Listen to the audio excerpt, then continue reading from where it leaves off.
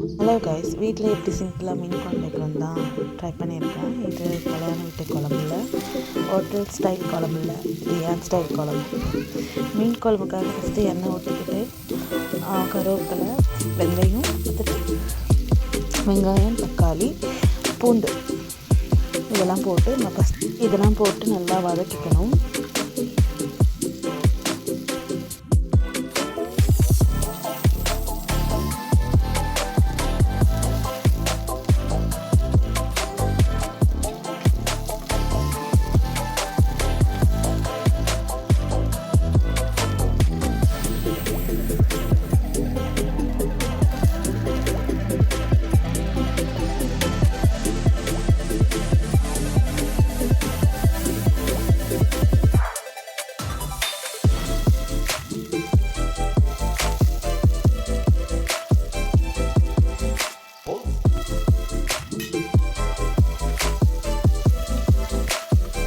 நல்லா வதக்கி முடித்ததும் 2 டேபிள் ஸ்பூன் வீட்டு மிளகாய்த்தூள் போட்டுட்டு இதையும் சேர்த்து வதக்கணும். இது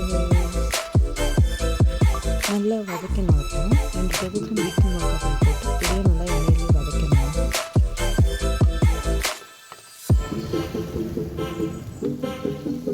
அப்புறம் புளி கரைச்சல் ஊற்றிக்கணும். இதுலேயே நான் 2 டேபிள் ஸ்பூன் வீட்டு மிளகாய்த்தூள் போட்டுட்டு உப்பு, புளி கரைச்சல் இது மட்டும் தான் ஆட் பண்ணி இதில் ஊற்றிருக்கேன்.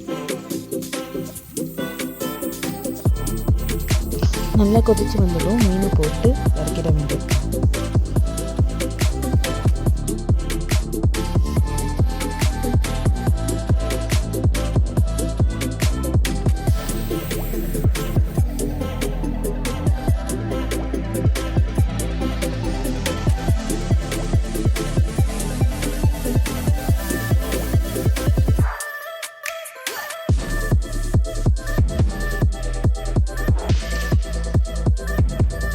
நல்லா கொதித்து வந்துடும். தேங்காய், தக்காளி கொஞ்சோண்டு, அதுக்கப்புறமா வேர்க்கடலை கொஞ்சம் சேர்ப்பேன்.